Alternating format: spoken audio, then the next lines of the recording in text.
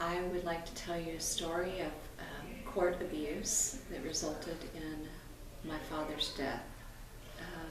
I live in Johnson County, Texas, and my father,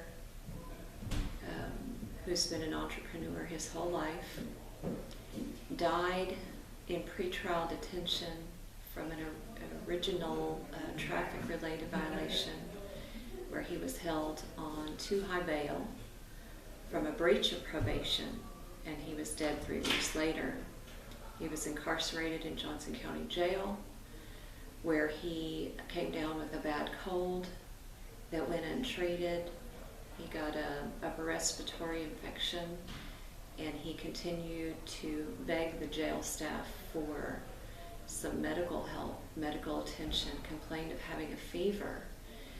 He was 69 years old, and they refused to treat him. They refused him a simple $10 antibiotic shot that would have spared his life. He suffered every day with a high fever, and the fever got worse and worse to a point where it essentially fried his brain. The fever went unchecked for a couple of weeks, where his whole body went septic from the upper respiratory infection that turned into septic pneumonia. And when that happens, the whole system of organs starts shutting down, and he basically coded behind bars. And when they found him, he was catatonic, not breathing. They shocked him and brought him back to life, where he later died a few days later in the hospital.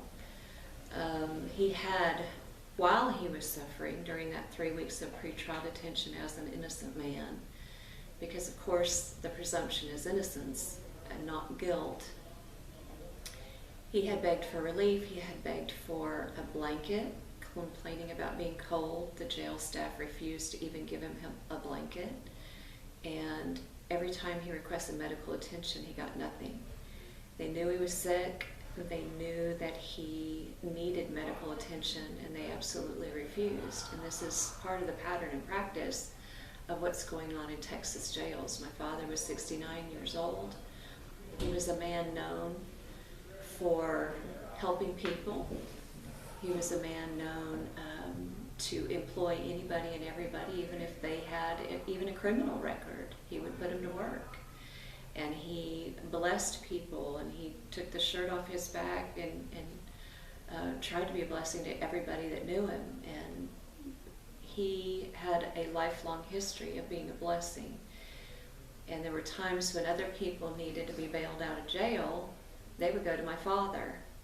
And he knew what it was like to suffer.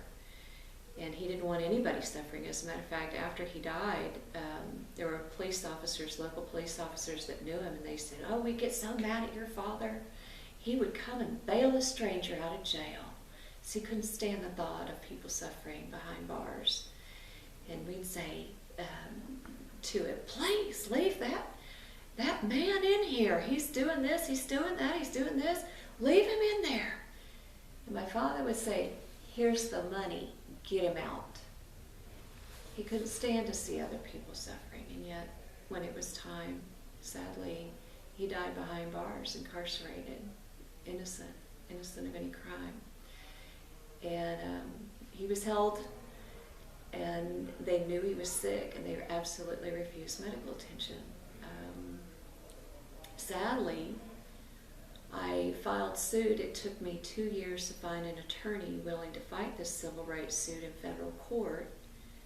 I got turned down by many attorneys. They didn't care about jail detainees' deaths, didn't care. I'd hear it over and over again. I went and told my story multiple times to multiple attorneys. Finally, it took 2 years to find an attorney to take the case. We sued, and we won in federal court. It took a while. My father died in 2011.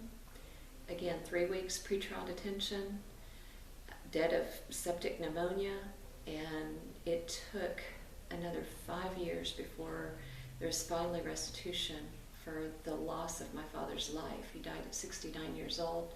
He'd been healthy and strong his whole life.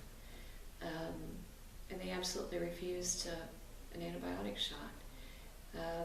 This is something that's happening all over, rampant medical neglect in our jails. It's a big problem. Because I sued the county officials, including the sheriff, the county itself, and the jail management company, I became a target myself of vindictive retribution. And they came after me in multiple ways, and I will tell that story another time. But I have become a target of governmental, official oppression and abuse of power. And it is heinous what they have done to me and come after me in retaliation for a lawsuit against them.